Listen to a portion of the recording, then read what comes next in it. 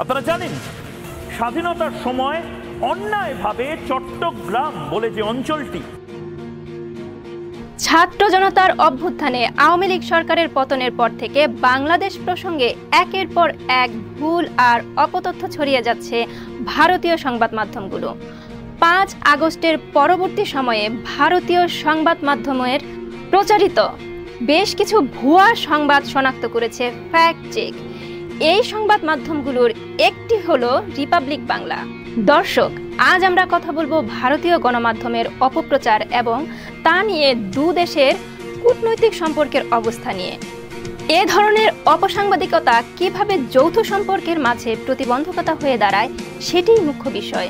বিস্তারিত দেখুন প্রতিবেদনে। বাংলাদেশের সাম্প্রতিক প্রেক্ষাপটে ভারতীয় চ্যানেল রিপাবলিক বাংলা সংবাদ মাধ্যমটি দাবি করেছে বাংলাদেশে ভারতীয় টিভি চ্যানেলের সম্প্রচার বন্ধ করে দিয়েছে বাংলাদেশের অন্তর্বর্তীকালীন সরকার। সংবাদ মাধ্যমটি ফেসবুক পেজে 27 নভেম্বর বুধবার দিবাগত রাত 11:15টায় দেয়া একটি পোস্টে এমন দাবি করা হয়। পরবর্তী সময়ে বাংলাদেশি অনেক ফেসবুক ব্যবহারকারীরাও দাবিটিকে সত্য ভেবে পোস্ট করেছেন।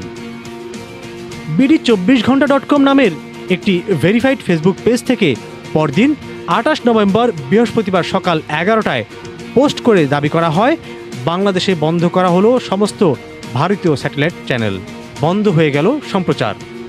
এই পোস্টের হাজার হাজার রিয়াকশন এবং শেয়ারও দেখা গেছে। তবে ফ্যাক্ট চেক সংস্থাগুলো বলছে প্রাসঙ্গিক কিওয়ার্ড সার্চে সাম্প্রতিক সময়ে বাংলাদেশে ভারতীয় টিভি চ্যানেলের সম্প্রচার বন্ধ হওয়ার ব্যাপারে দেশীয় সংবাদ মাধ্যমে কোনো তথ্য পাওয়া যায়নি।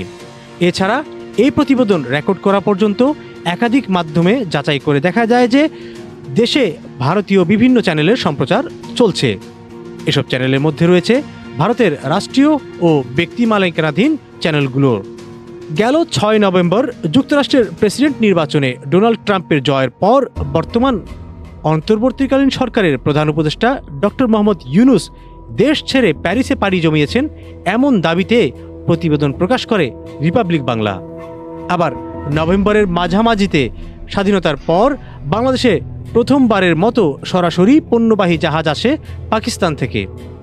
এই জাহাজ আসার প্রেক্ষিতে একই সংবাদ মাধ্যমে দাবি করা হয় পাকিস্তান থেকে আসা ওই জাহাজে অস্ত্র নিয়ে আসা হয়েছে বাংলাদেশে।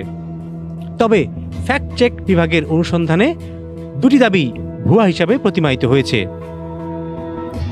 একইভাবে চট্টগ্রামের ইসকন সমর্থক সনাতনী হিন্দুদের হামলায় রাষ্ট্রপক্ষের আইনজীবী সাইফুল ইসলাম নিহত হওয়ার ঘটনাকে একজন হিন্দু ও ইসকনের বিতর্কিত নেতা চিন্ময় দাসের আইনজীবী দাবি করে গুজব ছড়ায় ভারতীয় গণমাধ্যমগুলো।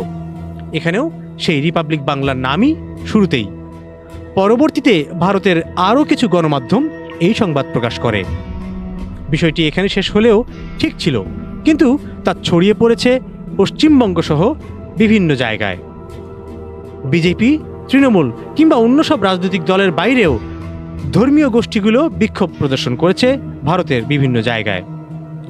ভারতীয় হাইকমিশনও প্রতিবাদ জানিয়েছে। তার প্রতি উত্তরে বাংলাদেশ থেকেও আবার সেটি ভুয়া প্রমাণিত করে প্রতিবাদ জানানো হয়েছে। ভারতের বিভিন্ন স্থানে যেসব বিক্ষোভ দেখা গেছে সেখানে রীতিমতো বাংলাদেশের বিভিন্ন জেলাকে অধিগ্রহণের জন্য ভারতীয় সরকারের প্রতি দাবি জানাচ্ছে বিক্ষুব্ধরা। এদিকে বিক্ষুব্ধ বাংলাদেশের আইনজীবী, ছাত্র জনতা সহ ধর্মীয় দলগুলো এখন রীতিমতো ইসকনকে নিষিদ্ধ ও ভারতীয় গণমাধ্যম বন্ধের দাবি জানাচ্ছে। তারা বলছে ধর্মীয় দাঙ্গা সৃষ্টির লক্ষ্যেই এমন সব আয়োজন করছে। তবে বাংলাদেশের সনাতনীরা বিভিন্ন অভিযোগ দিলেও আন্তর্জাতিক সমীক্ষা ও জরিপ বলছে ভিন্ন কথা। গেল অক্টোবর মাসের শেষ দিকে ভয়েস অব আমেরিকা বাংলার পরিচালিত এক জরিপে 64.1% উত্তরদাতা মনে করেছেন আওয়ামী লীগ সরকারের তুলনায় অন্তর্বর্তীকালীন সরকার সংখ্যালঘু জনগোষ্ঠীর জন্য বেশি নিরাপত্তা নিশ্চিত করতে পেরেছে।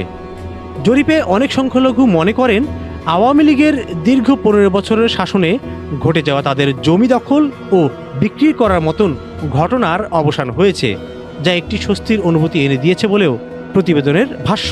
তাই এই সংকট উত্তরণে ভারত বাংলাদেশ কূটনীতিকভাবে কী উদ্যোগ নিচ্ছে সেই দিকেই তাকিয়ে থাকবে দুই দেশের জনগণ।